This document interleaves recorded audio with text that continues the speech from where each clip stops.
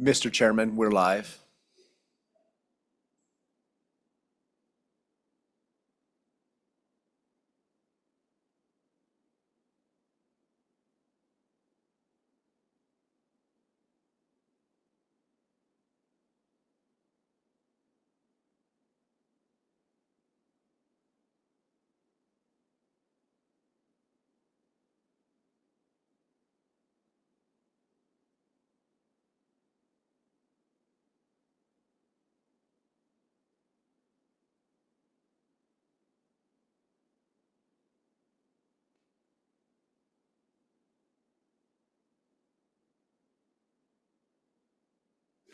Okay, we'll call the meeting to order. This is your Corporations, Elections, and Political Subdivisions Committee. Matt, will you please take roll? Thank you, Mr. Chairman. Representative Brown, Present. Representative Locke, Present. Representative Heft. Here. Representative Johnson, Here. Representative Lucas, Present. Representative Webb, Excused. Representative Weber, Here. Representative Yin. Here. Chairman Knapp. Here. You have a quorum, Mr. Chairman. All right, thank you. Today, we're going to start off with House Bill 170. Yeah, we'll do this first. This is nonprofit and trust entities effective time for documents. I know some of you are here still for 215, and we'll take that up immediately after this bill. So we have Representative Lawley. Welcome. Thank you, Mr. Chairman. Good afternoon, members of the Corporations Committee. It's my pleasure to present to you House Bill 170. It truly is a great little bill, and we hear that a lot. But what we're doing here is seeking to align some dates according to how the Secretary of State operates so that we have continuity and consistency in our statutes. So what 170 does is it basically makes nonprofit corporations and statutory trusts treated the same as regular corporations and LLCs in terms of how we determine what date they were filed, what date they became effective. So the process works where typically in these kind of situations, the Secretary of State receives it. So that's really considered the date of filing. And then as it concerns actual corporations, not nonprofits, but corporations, LLCs. So what we want is to go with what they're doing, which is receive for filing. So right now, the nonprofits just do date of filing. And the reason is when you say when receive for filing, what you're getting is the date that it was first received by the Secretary of State's office, even though they may continue to look at the documents and make sure they're all in order. And they may, a week or two later, whatever amount of time, they may then say, okay, it's all in order. For purposes of existence, we go back to the date it was actually received by the Secretary of State's office. That's what happens now for corporations and LLCs. But the nonprofits are written in a different language, and that's what we're changing in the statute, where you can see on your bill on page 1, where we are changing to accepted for filing. And then you see it as it concerns, because we are doing it with trusts and with nonprofit corporations, but we're doing the same thing, just change it to received for filing, so that they align. And, you know, a lot of times that doesn't make a big difference, but when it makes a difference, it makes a difference. And really, it's for consistency of statute. So, and again, I have Kristen Lee here with me from the Wyoming Trust Association. She may have a couple comments, and we'll be able to answer your questions. Mr. Chairman, members Yes, of the Ms. Lee. committee, thank you. My name's Kristen Lee, and I represent the Wyoming Trust Association.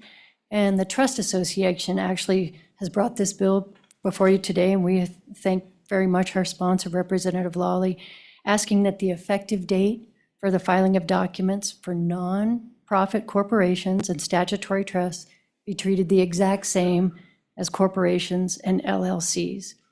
Specifically, for nonprofit corporations, we're asking that Wyoming Statute 1719-123 be amended to read, at the time it is received for filing. And to be consistent, we're asking that Wyoming Statute 1723 118, which is the section that applies to statutory trusts, be amended to read that it's effective at the time it's received for filing. These changes mirror the existing statutory language for profit corporations and LLCs, which allow it to be the effective date to relate back to the date that the documents were received rather than accepted. I appreciate a little confusion there, but this is the way the statutes are today. And by making these changes, the effective time and date for the document accepted for filing, corporations, LLCs, nonprofits, and statutory trusts will all be treated the exact same. Just by a quick example, just a very quick example, if a donor gives a gift to wants to give a gift, and a nonprofit corporation wants to receive it, and they have to hurry up, file the nonprofit papers. And this is what happens at the end of the year when people want to make donations for their tax purposes. The people will hurry up and file a nonprofit corporation. Now, the Secretary of State's office will usually take up to 2 weeks, which is a very reasonable amount of time. That's not a concern at all. But they'll review the documents, make sure everything's fine, that everything's in order. And what we need then is to relate back to the date that the documents were received. Now, if there's problems with with the filing, the Secretary of State's office still has the opportunity to deny it or do what they do. We're not asking for any changes in their process or procedure or evaluations, just that it relates back to the date that the documents were received, to be efficient, to be practical, and to be consistent. And I want to really say, I want to thank the Secretary of State's office, the staff especially, for being so responsive and so communicative as we met with them to work through this with them. So I'll stand for questions. Thank you. Thank you. Committee, any questions? Vice Chairman Locke? If I could hit the button, I'd ask the question, but thank you, Mr. Chairman. Just a real quick question, and there may not be any history on this, but what was the reason it was written different? Was there some motivation we're aware of in the past, or was this truly just an oversight? Or I'm just curious why it would have been different even to begin with. Thank you. Mr. Chairman, Ms. Lee? Representative Locke, I have no idea. I don't know that there's really a difference between accepted for filing and received for filing. If people looked at it, I don't know. I just know practitioners, when they get to really looking at it, maybe the Secretary of State's office would know. Representative Lawley? Thank you, Mr. Chairman. Representative Locke, excuse me. I think is an example of what we kind of tend to do in the legislature, that we look at what we're looking at, we change what we're doing, or doing a new statute, and sometimes we don't look back and say, how was the language actually used before? I don't know that there was any intent. And as you can tell, the language is very specific to say accept, but most people would have thought to file would be the filing date, but that's not the way it's been interpreted and the way it works in the process. So I honestly think it was unintentional, and nobody really compared the language, which we could probably all get better at here in the legislature, so. Follow up? Any other questions? Okay, thank you very much. Are there any agencies here to speak on this issue? Anybody from Secretary of State's? I don't see anyone. Anyone from the public here to speak on this particular bill? All right. Anybody online for this particular bill? Mr. Chairman, no. Okay. All right, last chance for public. I will close public testimony. Committee, what's your pleasure? Move the bill. Moved by Representative Yin, seconded by Vice Chairman Locke. Are there any amendments? No amendments, seeing none. We are voting on House Bill 170, nonprofit and trust entities, effective time for documents. Will you please poll the board? Thank you, Mr. Chairman. This is a roll call vote for House Bill 170, nonprofit and trust entities, effective time for documents.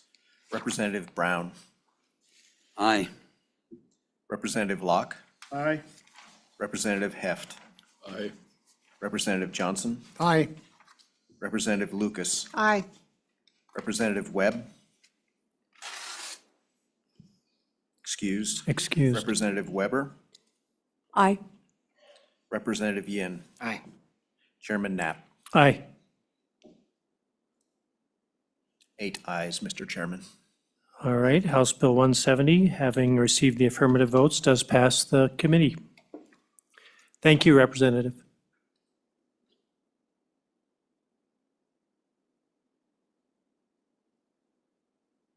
All right, next up, we have House Bill 215. I think the representative could not be here. He's with his own committee today. So we left off with public testimony. And now we will go to agencies. Any agencies on 215? Okay, we will go to organizations. Any organizations can go ahead and come up and fill the seats, and we'll receive testimony from you.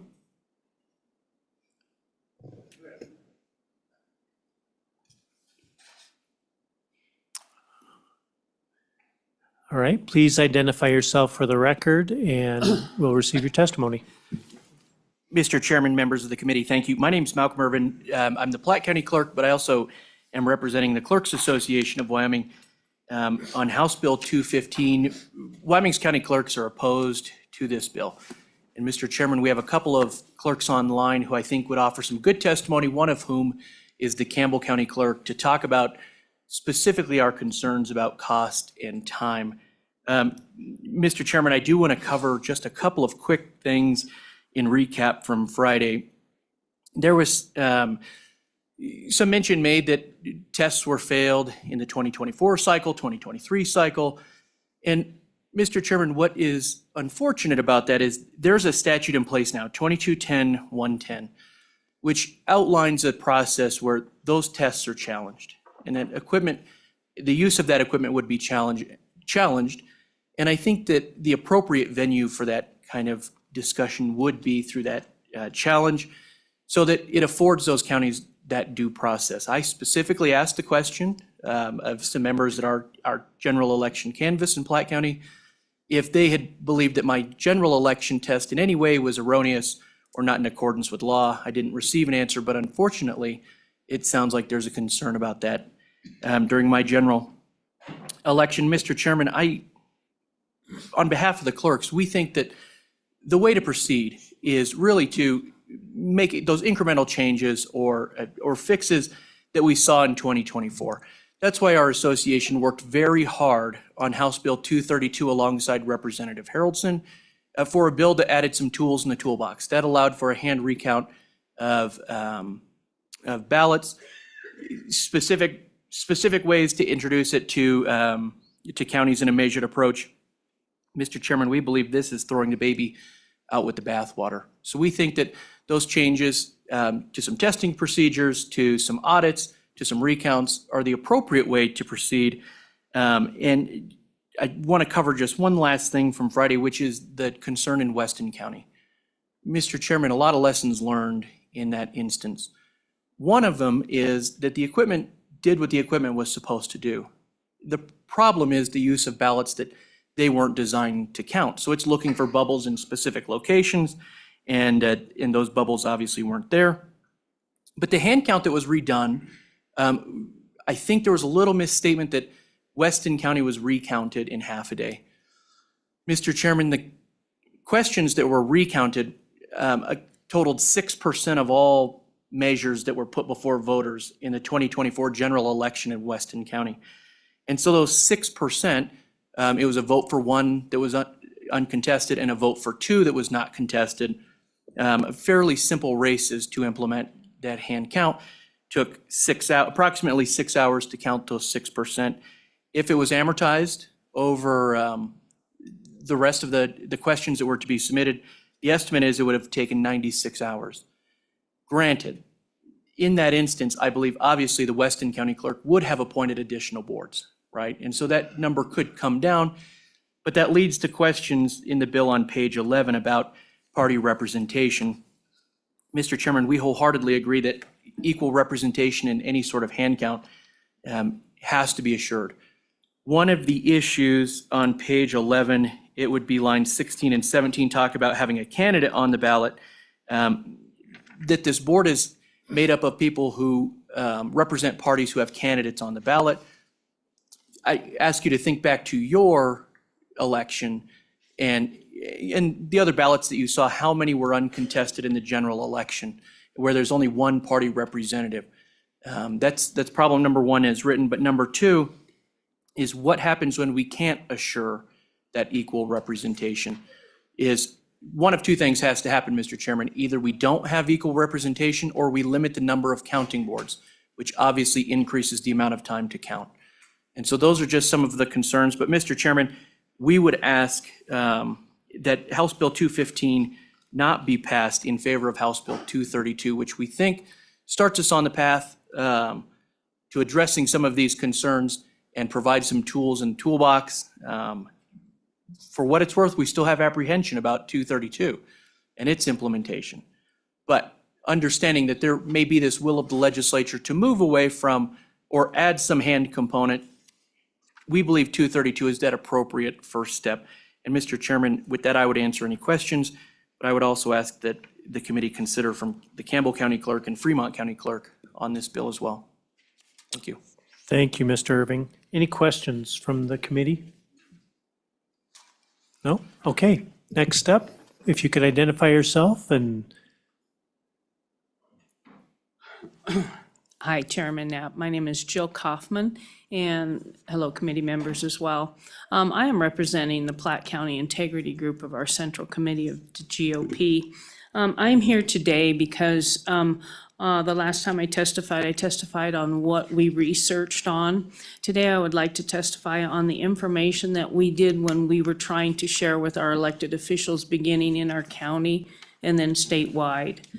First of all, we had brought in two cyber experts and a gentleman who was a DOD certified hacker, and he also worked at the voting system labs for 9 years. So we brought them in to inform the population of Wyoming. We invited everyone, legislatures, we invited commissioners and so on and so forth. I do have to say my clerk did attend.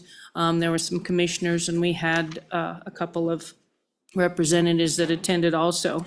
But the thing that we really started to do was we wanted everybody to be informed of the vulnerabilities. And what we did is we talked with the Secretary of State and his office and his staff. We had our two cyber experts come and talk to them. There was also a Zoom call that we had Rick Weibel talk with the clerks as well. And we got into quite a bit of training on the test decks, along with some of the equipment that we found through learning and sitting through this testing, that they were not part of the certification that the EAC that they qualify for our certification to stay accurate. A couple of other things that we did is we had multiple meetings with our commissioners to try to tell them about the vulnerabilities. And what's unfortunate is we're not finding a route to help people understand what's going on. We don't know if there's errors in the machines. We can't get past it. We can't look in it. We can't get a test deck that is done according to statute, and that's troubling. We tried to go through very similar avenues to get people to wake up to some things, at least look at it. We couldn't get that. And so that's why we are here with this bill, is because we need to pay attention to what our vulnerabilities are. And with that, one last thing is we were invited into 19 counties with multiple presentations where Rick Weibel, myself, and Richard Weber, we went in and we shared with the people that invited us in, and we've contacted well over 15, possibly 2,000 people to explain to them about the vulnerabilities. What was interesting is we'd go to these meetings and they were already aware of problems, and they were bringing people in that weren't aware of problems, and that's fabulous. So that's all I have to say, is we were invited in, and I think the people are very uneasy with these machines, and I ask that we support 215, and I stand for questions. Thank you, Ms. Kaufman. Any questions from the committee? No? Seeing none? Next up, Good afternoon. I'm Richard Weber. I'm speaking today as a member of BCR Voter Initiatives. We drafted the ballot initiative for this bill in similar fashion. Like I expressed the other day, the concern that we had, the journey that we had along the way that showed us there were problems within our systems. My concern right now is there was a statement made that we were just inflaming the public. We weren't going through due process. We were just causing problems and making people panic, and that is not true. As my cohort here just testified, back in June, we tried to take this down to the lowest level possible. We wrote the clerks. We wrote, and I sent letters to every legislator at the time, House and Senate, and we invited county clerks, commissioners to all of these seminars that we ran to try to alert them to the problems with the statutes, the contract, and the machines so we could solve these problems at the lower level. And I'm going to draw a conclusion here that I'm uncomfortable with, but I feel it's necessary. When I went to the first seminar myself and discovered the vulnerabilities with the machines from the experts, we went back and we looked at this again and we started requesting these records. And as you know, all these logic and accuracy tests were failed. Our statutes were written in accordance with the Federal Election Assistance Commission's VVSG Voluntary Voter System guidelines. When we adopted them into statute, we made the voluntary guidelines statutory requirements.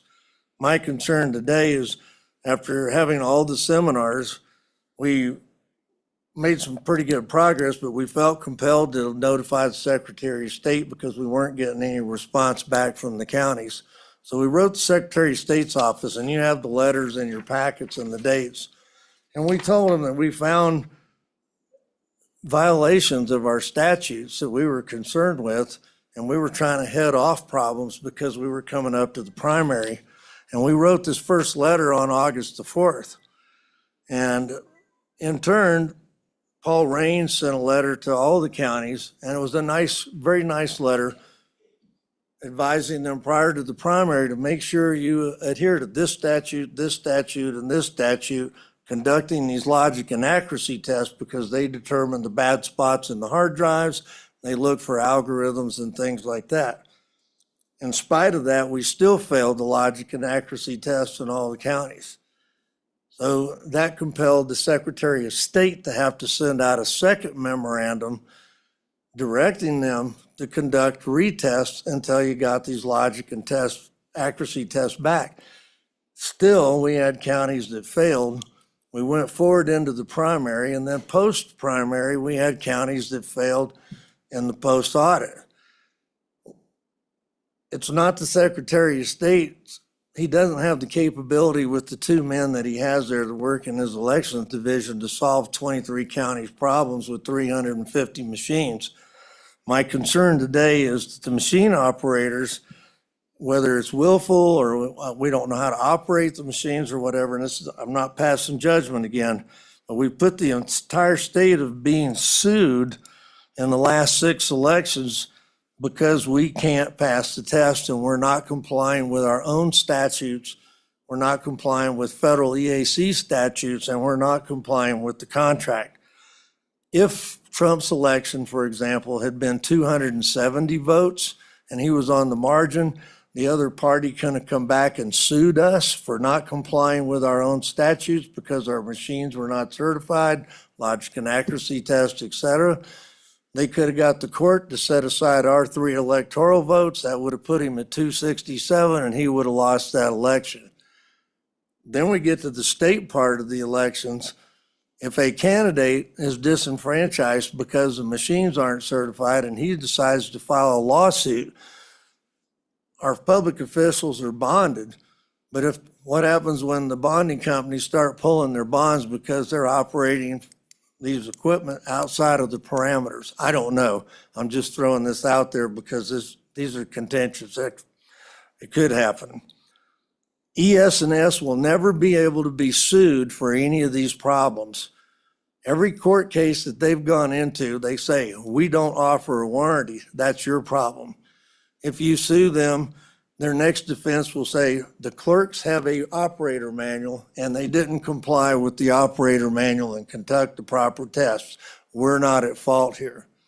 If you sue them, their next statement will be, you didn't comply with your own statutes. 215 gets rid of all these lawsuits, gets rid of all these problems. There's no more lawsuits, no more machines, no more tests, no more programming. You don't have to spend the money on this. Our clerks can't get sued anymore. It protects them, it will protect the state, and it will protect the candidate. My single greatest concern is when we leave November the 5th, and we talk about how much time Han County may or may not take, and we get to January 20th, and this becomes a judicial matter, no judiciary has ever restored a potential candidate past inauguration date into their rightful place in an election. We have proved a point, but the judiciary is not the place to solve an election problem because our Constitution says we must guard against election problems. That's preemptive, not postemptive. Judiciaries, audits, canvassing boards, if they can't compel the clerks and the clerks can't find a way forward to pass all these tests or we can't solve these problems, the judiciary is not going to solve them either. We'll never get the rightful candidate back into office. We need to fix this between November the 5th and January the 20th or whatever inauguration date is so that the people's vote goes to the proper candidate. It's counted properly and it goes there. And I don't think this is about time. I don't think it's about expense. 215 addresses these issues and it pushes all these issues out the window. No more lawsuits, no more testing, no more programming, no more buying test decks, no more asking clerks to do things they either don't want to do in the case of Laramie County or cannot do in the case of Weston County. We don't have to defend them. We've operated for too long on the good old boy system, and that's great. We've always been a handshake state. Yeah, I take you at your word. And how'd you do this? The next problem that comes up is we have an election every 4 years for clerks. All their expertise and subject matter expertise goes out the door when they leave and the new guy comes in. He's not trained in these complex machines. He doesn't have that ability. Sheridan fired all 6 of their election clerks right after the election. I mean, so we lost all our expertise right there. I mean, this doesn't make any sense what we're doing. We're fighting ourselves here over what? You know, this bill defends you, defends the state, it defends the candidate. It's going to have bugs in it, but I stand for questions. Thank you, Mr. Weber. Any questions from the committee? All right, thank you very much for your testimony today. Thanks, sir. Any other organizations? Oh, you're here? We'll have Secretary of State first, and then we'll go to organizations. From the agency, Mr. Secretary, good to see you. Thank you, Mr. Chairman. Appreciate it. We were doing ranked choice voting ban upstairs, so appreciate all your work on the committee. Well, Mr. Chairman, I want you to know that I'm always open to new ideas to improve our elections. And I'm always in support of making our elections better. One of the key themes of our administration is constant improvement. And I want you to know that we listen to members of the public who have very real concerns and very valid concerns with election integrity. And there are a number of vehicles that we thought about in terms of the machines, a number of bills. And, you know, one thing I do want to say is that there have been issues. And the notion that the Weston County issue is just human error, the sine qua non is the fact that there was an automated machine on the other end of that. And certainly there was human error and inaccurate things that were attested to our office by that clerk. But what we caught on election night in Weston County, what caused us to call the clerk at 10:30 at night was the fact that there was a 90% undervote in a race, which I am pretty confident will probably never happen in the history of elections, a 90% undervote with a candidate in the race. But if it were a race with two candidates and the alignment had been done wrong and it was 53-47, one way or another, nobody would have caught that. I'm very confident in that because it would have been within the bounds of something reasonable. And so that sort of situation would have never really been caught. And that's why we thought a lot about this issue. We worked a lot with Representative Haraldson on his recount bill. We're involved in drafting that. We worked a lot with Representative Lucas on her bill, House Bill 217, which is a random audit of a precinct within each county. Unfortunately, that bill did fail in House Appropriations last week. The other bill, the Haraldson bill, did make it through the entire House. I really do think that House Bill 217 would have been a really good vehicle, and it is disappointing that one failed because when you have a random audit of an entire ballot, that would have been, I think, a really good approach to addressing these issues. And then you have this approach, which is sort of in a different bucket. And while we did not participate in the drafting process, I am supportive of this concept overall and want to hear and have heard from the many people that have testified in support of this legislation. And one thing I want to make very clear to you as a committee,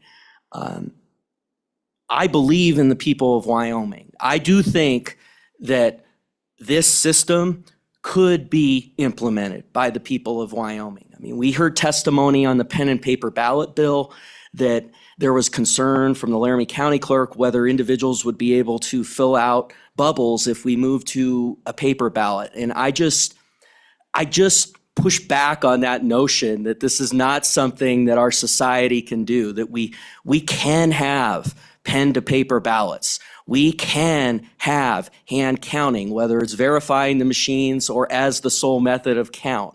It is something we can do. We did it as a society for hundreds of years. And so I want to just assure you that I believe in the people of Wyoming, our office, the County Clerks Association, that we will be able to implement this, and appreciate your opportunity here today. And if there's any questions, I will take that. Thank you. Questions for Secretary Gray? Yes, Representative Weber. Thank you, Mr. Chairman. Thank you, Secretary of State Gray. My question is, have you contacted ES&S to see if they would allow you to take apart one of their machines? Secretary Gray. Thank you, Mr. Chairman. Representative Weber. We did have some discussion about that provision of the contract. I was a little disappointed. My immediate predecessor did re-sign the contract 2 months before I entered office. And it is one of the concerning provisions that is in there, that there's no ability for anybody to really do any sort of examination of the machines. They've backed off that a little bit, that in certain settings that they would allow it with some oversight. We have not carried that out yet. The contract remains in place. So I've had some conversations with them on it, on that notion, and also on the notion of whether there are constituent parts in the machine that are from foreign countries, which is very concerning to me. I mean, I think that's another bill that has been brought in other states, that all constituent parts of the machines would need to be produced domestically, which is, I think, a reform that we need to have. The constituent parts, I want to be clear, the assembly does occur domestically, but my understanding is there are constituent parts with the machine that are not produced domestically. Follow up. Thank you, Mr. Chairman. Secretary of State Gray, when you brought up the contract, how would we get out of that contract? What is the terms and what happens if this bill passes? Secretary Gray. Well, Mr. Chairman, thank you, Representative Weber. The contract is contingent upon use of the machines. So I think that if we moved off them, obviously you have some situations pursuant to HAVA where they would be allowed in 215, that is in there. But I don't think that precludes hand examination. So I think it could get worked out. It's also not clear whether the ES&S current machines comply with 215. We might have to go with a different model, either with ES&S or with a different vendor. That's something that we are on the exploration stages of. This bill dropped about a few weeks ago, so. All right, thank you. Any follow-up? Vice Chairman Locke.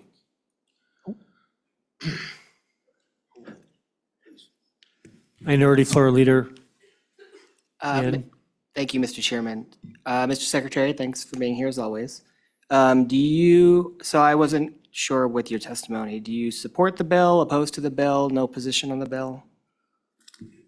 Well, thank you, Mr. Chairman. I'm really supportive of this concept. And so I think moving it forward has a lot of, has a lot of advantages. And I think that's where I'm at in terms of moving it forward. I'd like to see these other bills as well. Very disappointed with the failure of 217. I don't understand why us having a random audit of a precinct was something that was beyond the pale. And unfortunately, when those sorts of examination bills fail, it creates sort of a vacuum. I think that moving this forward, continuing to have conversations on these issues is really important. So I think the clerks had a few amendments they put forward. I do think that the individuals putting this forward are open to amendments to continue to work on this. I think that one thing is, thinking about random audits within this bill as well is something we could do as well, and was the approach in 217. But I don't think the Haraldson recount bill is enough. And I think that is just limited to certain races. It also had a very damaging amendment at the end that makes it so that once the recount account runs out of money, you can't have the recounts. And I don't know whether the recount account is going to run out of money or not. So I don't know what happens then. I can tell you the clerks aren't going to, I highly doubt they're going to do the recounts if they're not compensated pursuant to law. So that was a damaging amendment. I suppose I could ask for B11 authority in that position, and then I'd be able to get that account refilled, I guess. I don't know, I'm not a master at B11. But you'd think you'd be able to do some emergency things if it ran out of money. So I don't think the Haraldson bill's enough. And so I think moving this continued forward for discussion and consideration is something that I think is going to be really good for the state and the process. But I think 217, the failure of that was really, really disappointing. Minority Leader Ian, follow-up. All right, Vice Chairman Locke. Thank you, Mr. Chairman, and thank you, Secretary Gray. I've got probably three questions, but the first one is, your predecessor said there's no way this can be connected wirelessly. These machines can be connected wirelessly, and yet it's been widely distributed and discussed that ES&S comes built in with wireless chips on the motherboard.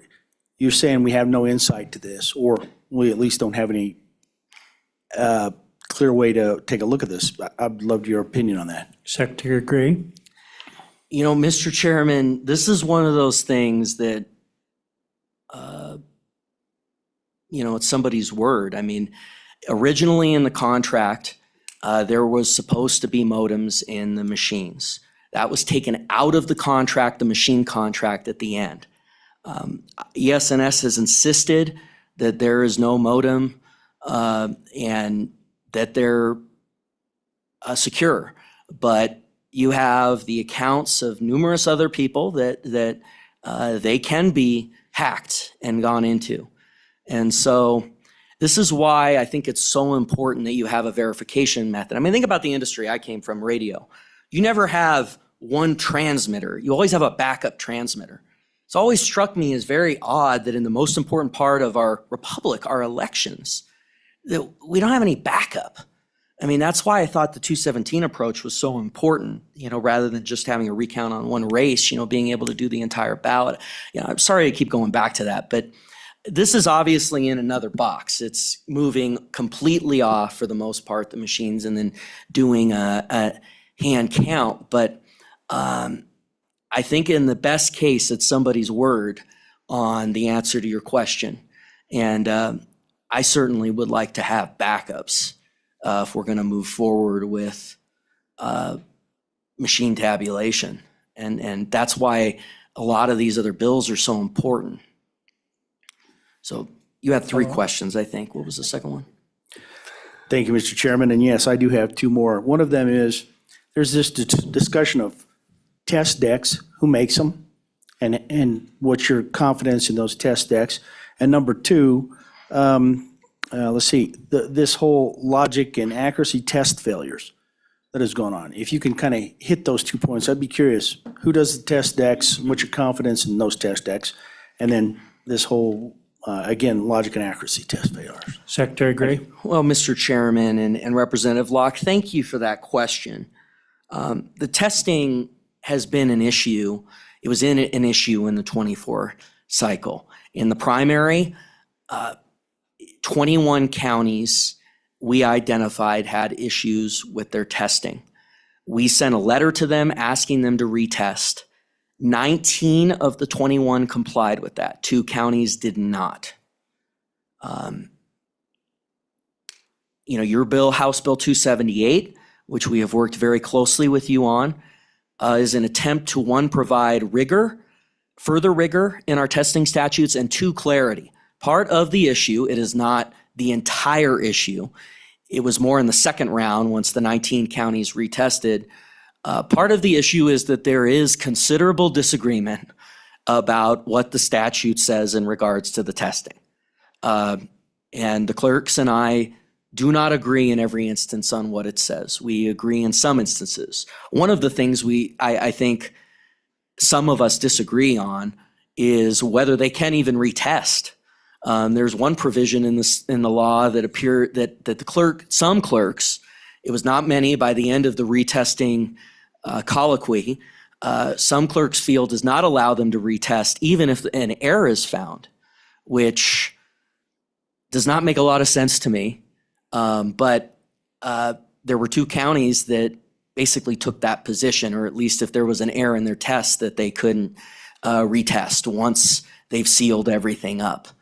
So the testing is 278. I know we're up against this deadline on Friday. It's a pretty nitty-gritty bill, and I think it is important. Follow up? Sure, and what about that, who does create the test decks? I'm curious. Do we have the skill within the state to do that? Do we have the skill at the county level to do that? How is that testing designed and put in place? I'm just curious who does it. Thank you, Secretary Gray. Mr. Chairman and Representative Locke. Thank you for the question and really appreciate your thoroughness. It really, first of all, testing is a duty of the clerks. I want to be clear on that. While we oversee the uniform application of the code, or at least that's our position on the function of our office, the clerks carry out the tests. Now, clerks, in terms of construction of the test itself, they do it different ways. Some ask ES&S to construct their test decks, and some do it internally. And it just depends.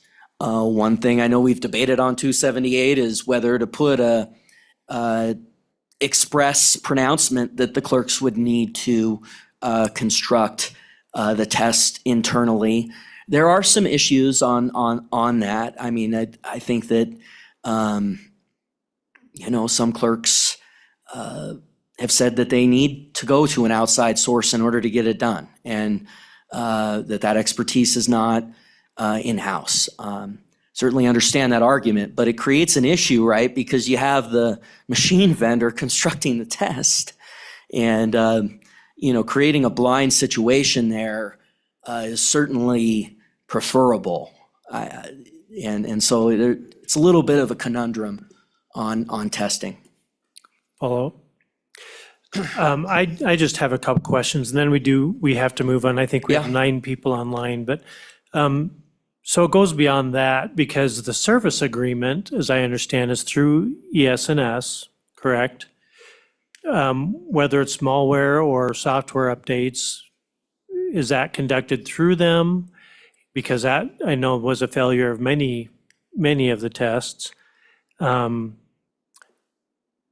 Do you have confidence in the equipment, and do you have confidence in the service agreements that the clerks have individually with ES&S, that these tests will be done and that the machines are ready for the next election? Well, Mr. Chairman, I will tell you that we had 2 counties that did not reopen their test decks, and that was disappointing to me because we felt that 21 of 23 counties did not have the test completed pursuant to state law, 19 after our letter, and there were clerks that welcomed our letter. I mean, the media tried to make it out. Remember, I got some death threat after it. They made it out to be some big thing that the clerks wanted some guidance. And there is occasion, while sometimes they don't agree with the uniform authority, there are occasions where they like to get some guidance, where maybe their county attorneys have not been totally clear. And this was a situation where many wanted guidance, being clear that they could reopen their test decks when there was an error, reopen the testing when there was an error that everyone was in agreement on. And so we made that very clear. And I think the current statute is relatively clear. I think 278 would make it clearer. But, in answer to your question, there was 2 that did not go that direction, and that was disappointing. One of them, it was just disappointing. And so can I tell you that, that we found the Weston thing because it was an anomaly. And, 90% undervote, we're all sitting there at 11 o'clock at night, we're going, no, this something's probably wrong here. Even then, the clerks for 2 days were saying, well, this was, at least the Weston County clerk for a day and a half was saying, this is what the machine came out with. And that's what in state law we're supposed to use. And up to the day before the canvassing board, we were in quite a colloquy with the Clerks Association on whether there was going to be a hand recount by the canvassing board, which the AG was in agreement with us. Even under current law, the canvassing board is the one entity, even without Representative Haraldson's bill, that can conduct a hand tabulation when there is evidence of an error. And up to, I believe it was noon the day before the county canvassing board, it was not clear whether that was going to happen. And at that point, either it was the canvassing board was going to certify a race that almost clearly was wrong, and we had a hypothesis of what was going wrong. They were going to certify it, saying that since it was unopposed, the error wasn't material, or possibly rerunning the election, which would have had major implications. And so we really wanted to have that hand tabulation. But can I tell you that in cases where there's not an anomaly, that that we're going to say in a 53-47 race that that if you had that ballot alignment and it was 2 candidates and it came out 53-47, I don't think it would have gotten caught. And so that's kind of the issue there. Thank you, Secretary. Are there any other questions? Yes, Representative Weber. Thank you, Mr. Chairman. Secretary of State Chuck Gray, do you have confidence in hand counting elections? Secretary Gray. Thank you, Mr. Chairman. Representative Weber, I certainly think that we have the capability as human beings to do this. And I really do reject, that's why I added that to the last part of my statement, this notion that this is not something that human beings can do. We did it for over 100 years of our country's history. There are countries that do it currently. I do think that, I understand this is a change and, would like to have a process of trying to help the clerks in relearning how to do this, which their predecessors did all the time. I think 217 and the Haraldson Bill had a mechanism for them to do that. It was kind of in a little bit of a different bucket, but I certainly think this is something that can be done.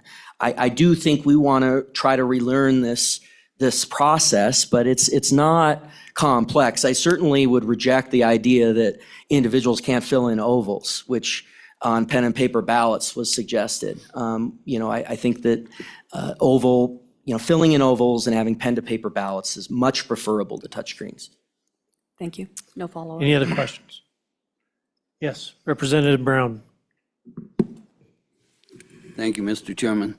Mr. Secretary, in my county and I seen in other counties, there were several races that were very close. Many of my constituents have voiced a concern that those races were really called correctly. Do we have any guarantees that they were called correctly? Secretary Gray.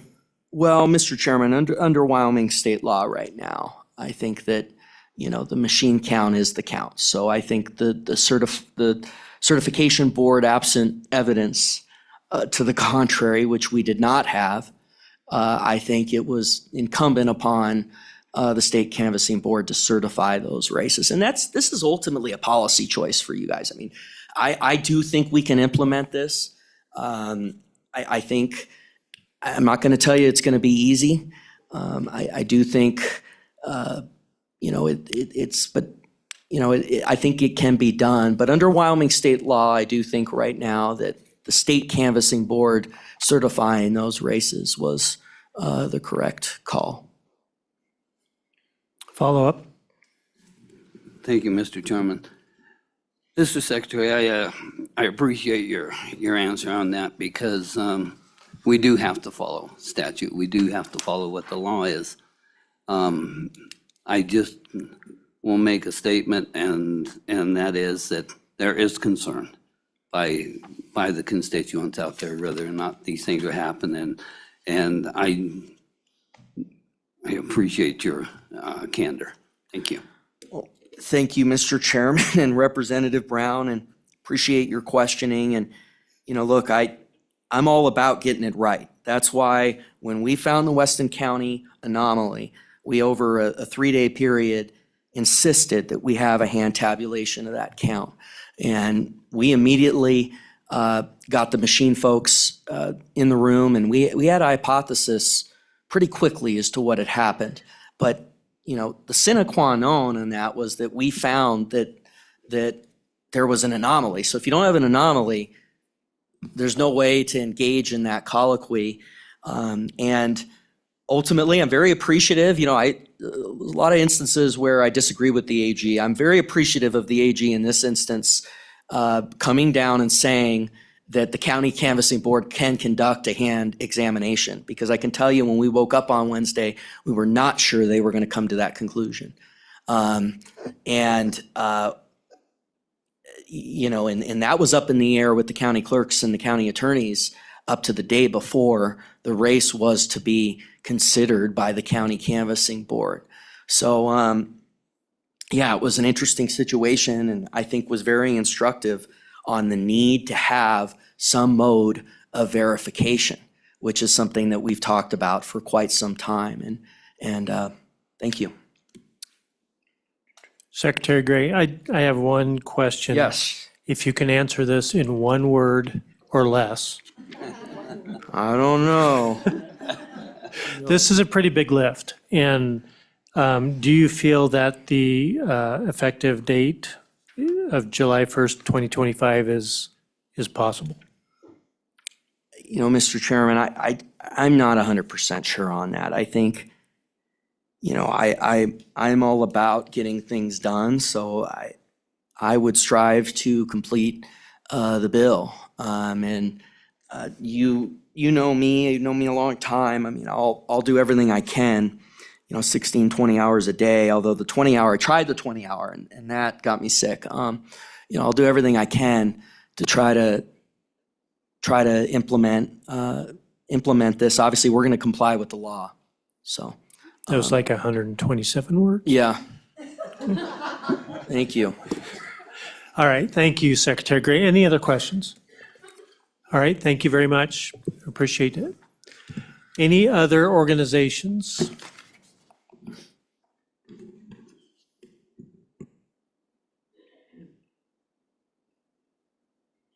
Jeremiah, good to see you. If you could state your name for the record. Good afternoon, Mr. Chairman, members of the committee. I'm Jeremiah Riemann here on behalf of the Wyoming County Commissioners Association. I'm also joined by a couple county commissioners. In the back of the room is Johnson County Commissioner Bill Novotny, and online we have Natrona County Commissioner Peter Nicolaisen. Mr. Chairman, to be clear, we have no position on the policy decision that's contained in this legislation. Our concern and our opposition rests entirely with the issues that the clerks raised and of course, the costs that are associated with this sort of thing. I will say that I worked a couple of years ago with the speaker on his runoff election bill and came to some language that he included in House Bill 249 again this year that simply just says that the costs of doing these sorts of things would be borne by the Secretary of State and that the counties could receive that reimbursement.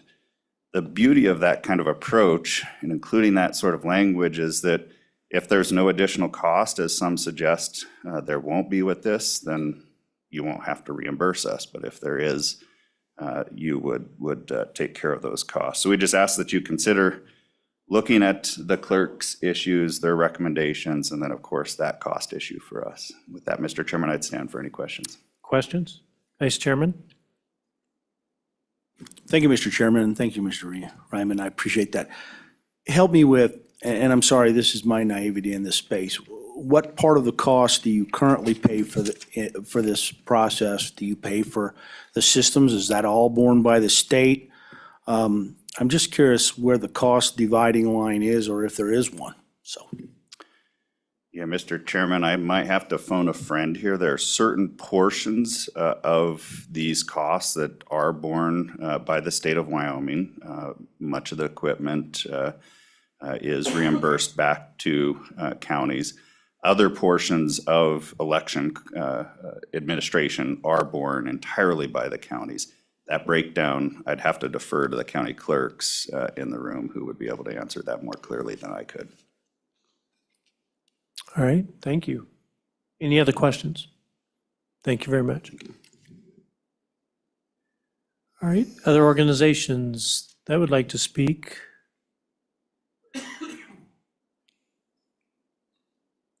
All right, any individual, did we miss you yesterday? Okay. Okay, go ahead, have a seat. Thank you, Mr. Chairman. I guess the term organization, I'm not really sure. League of Women Voters, though, Marguerite Herman here. League of Women Voters, thank you, Mr. Chairman, committee. I just will start out by saying our organization is on the record and has been since for the last 105 years for free, fair, and secure elections. All three of those are of great value because, as we all know, elections are the thing that make our country our representative form of government work. So having said that, I appreciate the concern of people in the state and the legislature and out in the audience in the state that the integrity of our elections, and we share in that as well. I would just say, having listened to several committees and the clerks express the qualities that make an election workable and secure, I have learned a lot this session, but I will just say that in this case, and what I have discerned is that I downloaded from the Election Assistance Commission voting system security measures. And I showed this to the Clerks Association, and I said, and it includes security for ballot design and security, programming, equipment testing, poll worker training. It's very comprehensive. And he said, in fact, the counties attend to these and they make sure that they comply with all of these recommendations and restrictions so that they are doing a diligent job of making sure their machines and the people running the machines are all well-trained and on target. And I would have to say the idea of hand counting is fine if you have a simple ballot with minimal splits. If you have absolute security for the printed ballots, that you've printed enough in time and they are physically secured, because there's a stack of ballots that have to be pre-printed. And again, opportunities for things to go wrong. Also, that you have a small number of votes, like the 6% in Weston County, so it can be done practically. Also, it's fine if there's no human error, and as we all know, human error comes in with machines. The hand counting, unfortunately, expands that vulnerability to human error. Also, that you have a public that is very trusting and also very, very patient. This bill, I think you're discussing today, pushes out the canvassing another 3 weeks. So it's 3.5 weeks after the election day is the day when the canvassing board meets. And then there's a delay before the state canvassing board and then reporting results to federal election officials. So there's a lot of patience there waiting to see who won elections. Also, it works when you have no overvotes and no unintentional undervotes, which the machines catch immediately. It's also if you have an election where all the writing candidates have been written in legibly and present no problem with discerning in the hand counting of those. And all of those, I would just submit to you, is a rare occasion and should not be relied upon to happen in every election. And that is the advantage of the machines. And again, to make sure that elections are fair, free, and secure, I think that can be done with the machines if it's conducted as the clerks are doing, obeying all the restrictions of the Election Assistance Commission. And so I guess the short answer is that we oppose this bill, but we certainly support any measures that you can take to make sure the machines are operated properly, both in their manufacture, in their testing, their operation, and in the material, and the people who are operating it. And we certainly would support any effort in that direction. But hand counting in 99% of the cases is just impractical, and I think could possibly lead to more problems many more problems than we have today. Thank you, Mr. Chairman. Thank you. Any questions? All right, Mr. Winnie. Mr. Chairman, Bill Winnie, Sublette County. Last fall, I was on the Sublette County Canvassing Board. The reason I support the bill, the reason I come to talk to you is circa 1997, I served on a blue ribbon task group to go look at the National Security Agency, that big glass building between Washington, D.C. and Baltimore.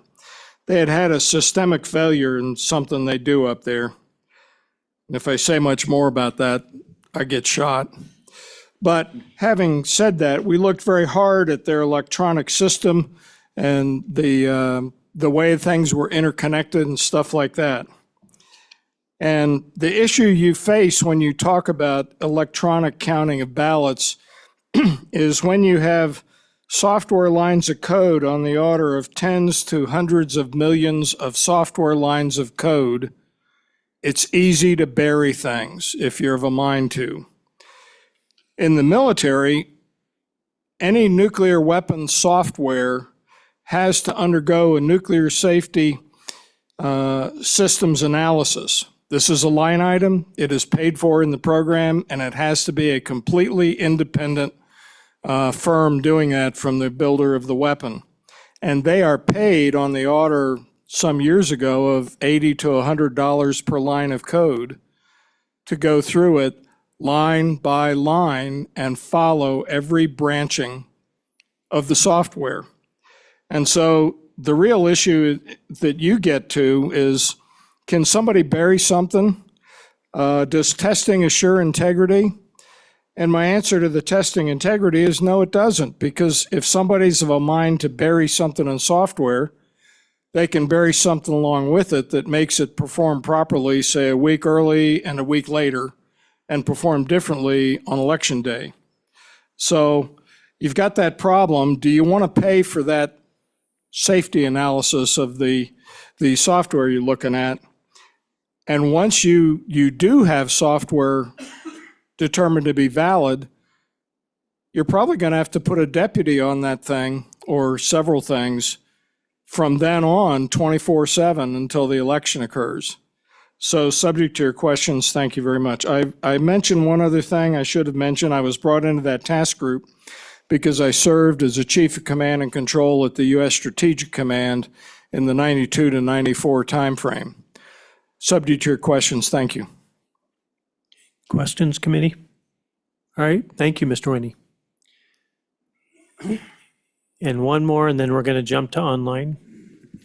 Thank you. I was here Friday, and I talked to you about the myths about hand counting that people talk about all the time, that they're inaccurate, expensive, and time-consuming.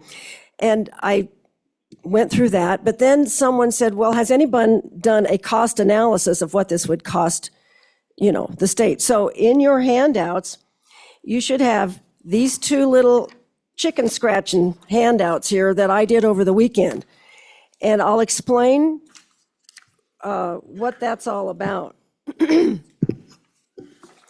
First of all, the hand counting that I've been trained on, and my sister was here on Friday and she said, absolutely, it takes an hour and a half to learn how to do this. And I know you don't have time. You don't have an hour and a half in your schedule, but you'd catch on to this in 15 minutes, honestly. So I want to explain how I got my figures on this. Yeah, I'm going to say if you could summarize this, because we do have Okay. probably 9 people online waiting and not much All more right. time left. You can learn to hand count in 2 hours. And the goal is to be able to hand count an election in 3 hours, from when the polls close at 7 p.m. until 10 o'clock, okay? And so trained hand counters can easily count 200 ballots an hour, the entire ballot. And it's often closer to 300, but I use 200 ballots an hour for a team of hand counters, okay? And a team takes 4 people. And it's a sort of like accounting where you have 2 people watching each other and 2 people calling out and 2 people marking. So you audit it as you go in batches of 25 to 50. And if you make a mistake, you can correct it immediately. So that's why it's so super accurate. So I got the numbers from the Secretary of State's office. As you can see, these are the ballots cast, the total ballots cast in the general election. And then there's also a page for the primary to give you an example. So, and then I want to talk about the continuity of government, that we printed up tabulating sheets in case we lost power on November 5th. These are the tabulating sheets. They're all here. They're ready to go. We had these things parked at every precinct in case something happened, because I was a little nervous. What's going to happen on November 5th, right? We don't know. Let's be ready. So we showed this to our county clerk, so he was aware that, we've got a plan. We know how much it costs to do this. That's the glory of this. We know how much it costs to do this for 5,000 ballots. Platte County, I believe, was 4,000, let's see, it was close to 5,000 ballots in the general. So the way I did this was I used the labor. I took the labor. I can go over this. I take the total number of ballots cast. If you want, look at Albany County in the general. Divide it by 200. I don't mean to interrupt you and all the way down. hurry you through. Okay. Bottom line is For Platte County, for the primary and the general election, it came to $6,000. When you compare that with the $11,000 we pay annually just to ENS for those machines, and I don't know, the budget for Platte County for 24-25 for elections is $83,000. So, I mean, I don't know. I think there's a good case for hand counting can be done. Wyoming could lead the way, okay? And these are great. It's a great system developed by Rick Weibel. We've talked about him. It's like an award-winning system. So that, and I think the reason it took Weston County so long is they weren't using this, so. Okay, any questions from the committee? Oh, I'm sorry, yes. Lucinda Houchins. Okay. I was here Friday. I forgot I have to say that again. Thank you, Chairman. Thank you. All right, Matt, if you could bring in, I know my clerk has been waiting patiently, Cindy Lovelace.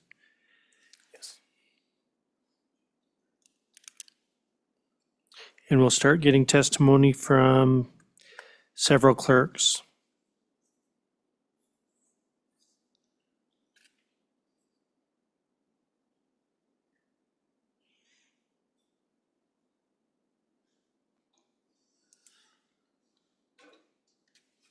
Mr. Chairman, I've admitted Cindy Lovelace.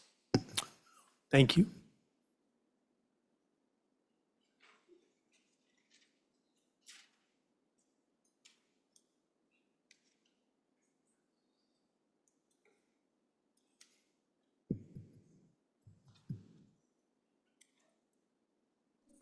Good afternoon. Can you hear me? Yes. Go Okay, ahead. sorry about that. Identify yourself. Good to hear from you. Good to see you too. Thank you so much, Mr. Chairman and members of the committee. I'm Cindy Lovelace. I'm the Campbell County Clerk. I really appreciate the opportunity to testify before you today on behalf of the Clerks Association. And I also believe that it's important for you to have some facts when you're looking at making this decision on a bill that would so greatly impact our electoral process. So I came into this office 2 years ago, and I had an open mind concerning the hand counting and versus the voting machines that we use in the state of Wyoming. So I've had many, many conversations and discussions with advocates on both sides of this issue. So to gather some facts and some data on hand counting, I hosted an opportunity for this independent hand counting team to conduct a ballot hand counting test trial, which we conducted on October 4th, 2024. The purpose of the test trial was to gather data to determine the time, the accuracy, potential personnel, and potential cost of hand counting the ballots. So we conducted 2 test trials that day. So I'll present an overview of the results for you. So the first test trial, I'll call it test trial number 1, was developed by my office to closely stimulate the processes and requirements for tabulating and reporting the election day results. We had anticipated over 19,000 ballots to be cast in the 2024 general election. So the test trial was on a scale of approximately 5% of this anticipated number of ballots. My office spent a great deal of time creating the process and documents that would provide us with the results and the reconciliation needed to properly certify an election. The test consisted of 30 sample ballots from each of our 37 precincts in Campbell County, which totaled 1,110 ballots. 40 people participated in the trial, consisting of 10 teams of 4, with an average of 5.9 hours of hand counting training and experience per person. So each team was tasked with tallying the votes on 30 ballots for 2 precincts, which is 60 ballots per team. The test began in the morning and went throughout the day, and then was stopped by the facilitators at 5 o'clock. So after 6.75 hours of counting, there were only 4 of the 10 teams that had completed counting all 60 ballots. So in summary, 16 people were able to count 240 ballots in 6.75 hours. So, and I will say, contrary to some prior testimony, this was not done without errors. So there were errors that happened and there were delays.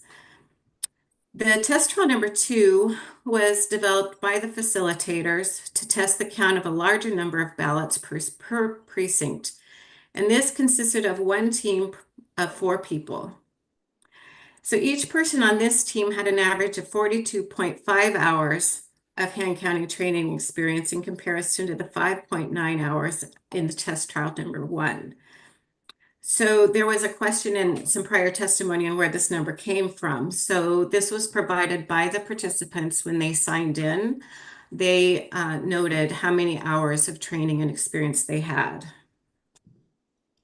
So this team in test trial number 2 was able to count 249 ballots in 4 hours. So the summary of the 2 test trials, test trial number 1 counted at a rate of 204.44 races per hour per team of 4. The ballots they were counting had 23 races on each ballot. Test trial number 2 counted at a rate of 747 races per hour per team of 4. The ballots they were counting had 12 races on each ballot. So hand counting would require each race on each ballot to be tallied by hand. So to give you some perspective on this, in our 2024 general election, we had 18,450 ballots cast. So the total races on all of those ballots was 424,350 races, which each of those would have to be counted by hand. In addition to the summary in the test trials, we weren't able to complete the reconciliation or the accuracy testing of the test trial because not all of the ballots were completed and we never got to that reconciliation piece or the accuracy piece of the testing. So when we come to the number of personnel or hand counters that we would need, so according to these results, the projected number of hand counters needed to hand count the general election ranges anywhere from 608 people to 2,220 people. This is largely dependent on the number of training hours needed to properly prepare the counting boards to hand count the ballots. So I'd like to note at this point the data that the facilitators provided following the test also. So their best case scenario indicates we would need 536 people to hand count the general election in Campbell County. According to the test trial results, the projected cost of the counting team's expenses to count one Campbell County election ranges between $98,496. And then if we went to the maximum number of people with the maximum number of training hours, which was the 40 hours, with the 2,220 people, that cost for one election would be $1,378,620. So you can see that these numbers vary significantly, and it's still unknown exactly how many people we would need, with that range being from 536 to over 2,000. The hours of training is a significant indicator as to what the potential cost would be and would greatly impact the rate at which they could accurately count a complex ballot like we had in the 2024 general election. If we use the best case scenario of 536 people trained for 6 hours, the projected cost is $72,360 per election. And this number comes from the facilitators in their final report. If those people had 42.5 hours of training, this cost would increase to $307,530. These costs do not include additional staffing and hours for the elections office to facilitate and oversee the hand count process. And keep in mind that these numbers would have to be doubled to account for the primary election as well. And to further add to these costs, we must consider the recount and audit requirements. So there's many factors yet to be determined in the hand counting. There would be, so in page 27, line 23, just in short, that one requires the election judges to begin counting the ballots as the polls close. So you have to keep in mind, these election judges have been at the polls since 6 a.m. So they've already worked a 13 to a 14-hour day.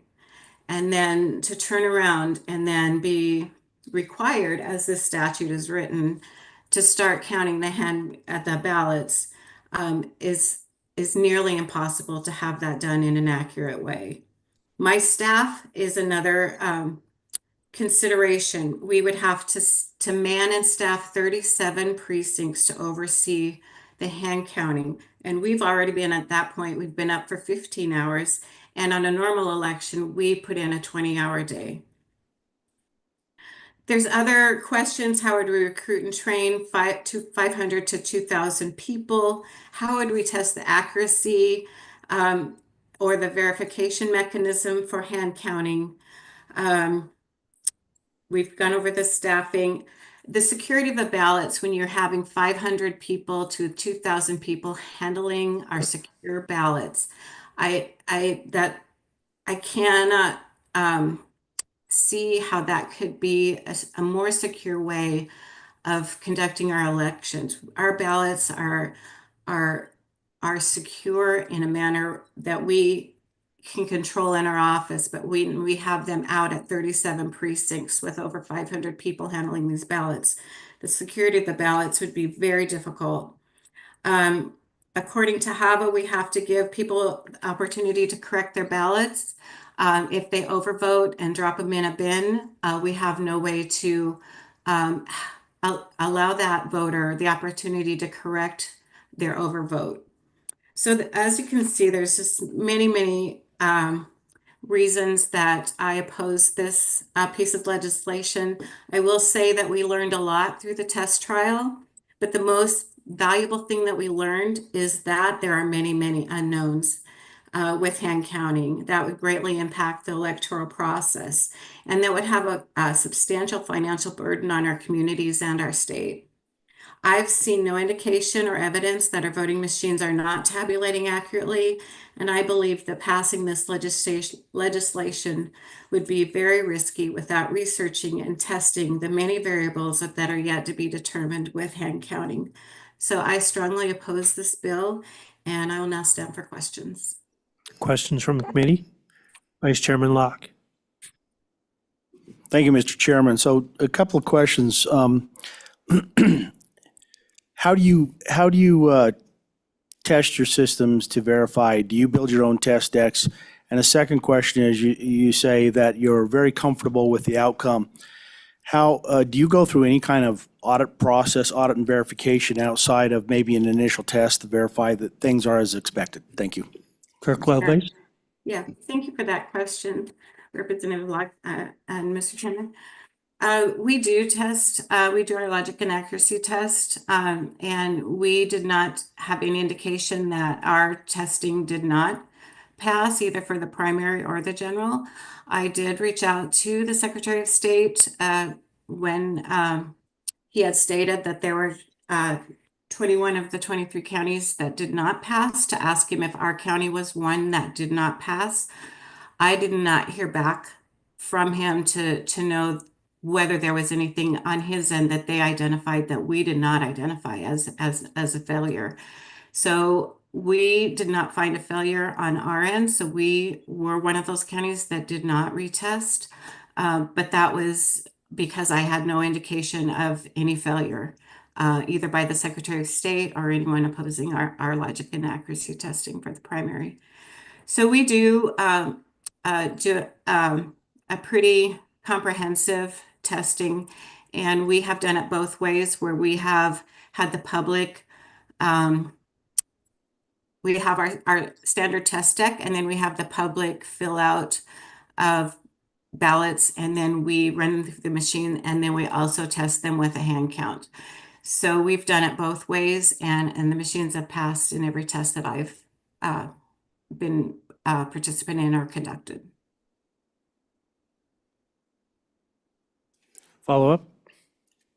Any other questions? All right, thank you for your testimony. We appreciate it. Thank you. All right, we've got time for just a couple more, probably one more. Is Jenny DeSaro in the room? Yes, Mr. Chairman, she's available. I'll let her in now. Okay, thank you.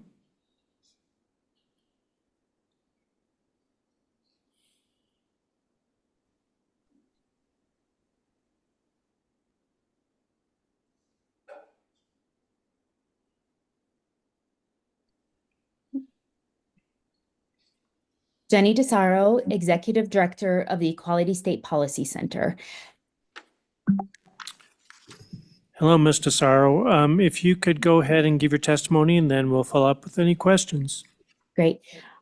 The Equality State Policy Center is a nonpartisan organization started by Wyomingites in service of Wyomingites, committed to ensuring fair elections and transparent government in Wyoming for over 30 years. Election integrity means process is consistently honest. This describes Wyoming's current system, which in most cases uses paper ballots and that are scanned by an electronic machine for tabulation. The exception is to accommodate disabilities. In fact, I do believe, Mr. Chairman, that your colleagues on this committee, your peers in the House and Senate chambers were all elected via this reliable and trustworthy system.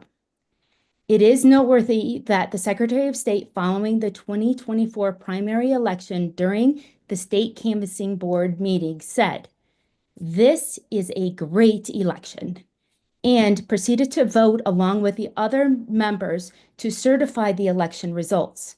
This was repeated for the general election without a dissenting vote.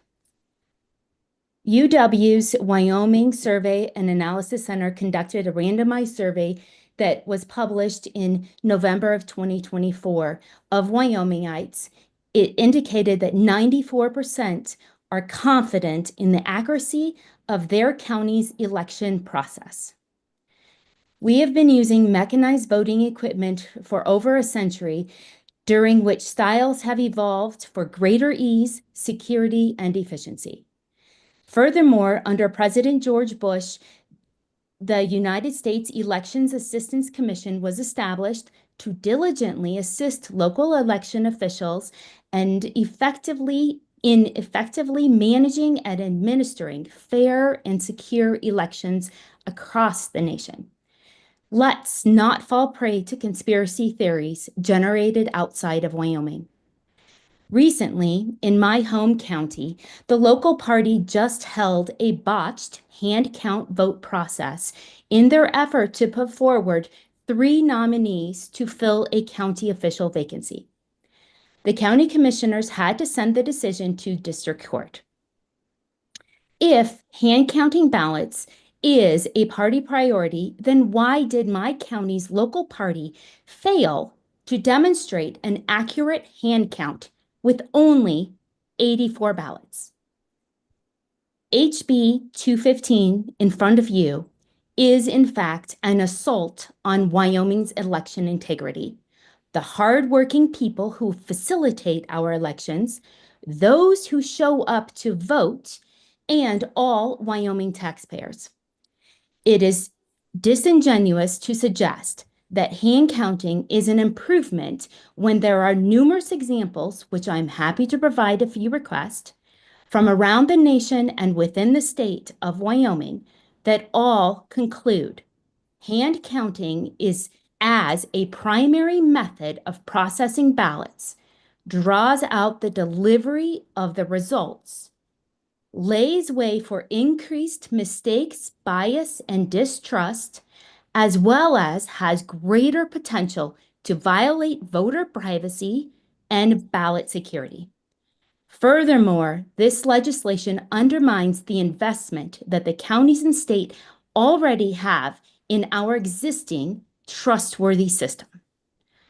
Like many in my state, I trust my county clerk and their staff These are, in fact, the experts on the topic of election management and integrity in Wyoming. This bill is equivalent to restoring horse and buggy by eliminating automobiles. We strongly encourage you to blackball this bill. I stand for questions. Thank you, Ms. DeSaro. Any questions from the committee? Okay, thank you for testifying today. Thank you. All right, committee. You understand why I went with Representative Lawley's bill first?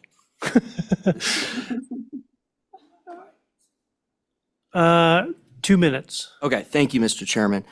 I just want to respond to the Campbell County Clerk. I went ahead and printed out the letter she sent me after my letter to her from August 12th, asking her to retest. And on August 15th, she said, Campbell County will not be retesting our voting machines prior to the primary election on August 20th. Reading further, the accuracy testing process for the voting machines in Campbell County exceeds the requirements of Chapter 10 and Chapter 11. I'm confident in the accuracy of each of our voting machines and will stand behind my decision not to unseal our voting machines for further testing. So I just want to push back. It's been said numerous times that I didn't respond to her email. That is false. Her letter on August 15th said very clearly she would not be retesting and did not ask me for my opinion. And so Thank you for the additional information, Secretary. So committee, we have to be on the floor in about 5 minutes. So this obviously is going to go to another meeting. We have cutoff this week for committee bills. And so I'm going to ask the committee your preference, but I'm going to offer that on Wednesday and Friday. We have our noon meeting and then have an additional meeting upon recess, just to get some of these out. This obviously is a heavy lift bill. I wanted to be sure and have public testimony. We still have several people that have been online for 2 meetings now and not gotten a chance to speak, but I have a feeling where this one's heading, but we'll get some other bills in here as well. We'll continue to work on this bill, but I think that I would ask the committee that we put in a little extra time, if that's all right. I'm good. Everybody okay? Yep. Minority Leader? All right. All right. So this will continue on to our next meeting, as well as Representative Johnson. I apologize for having yours stay on the agenda, but we will hear it, I guarantee you. I just question that if we go after recess on Friday, we're too late for any bills. Is that correct? And what's the absolute cutoff? That would be the day, is Friday. But we would miss. But we could still do our Mr. Chairman, Minority Leader, Ian. thank you. To clarify for all members, it's on the session schedule. If you look on the website, the last day for Committee of the Whole is Monday, February 10th. So anything we get out on Friday could still be heard theoretically on Monday. Okay. All right. Not today, because we haven't announced any bills for today, which would have had been done Friday. But we will do Wednesday and we will do Friday upon adjournment. So are there any other issues to come before the board? We are adjourned.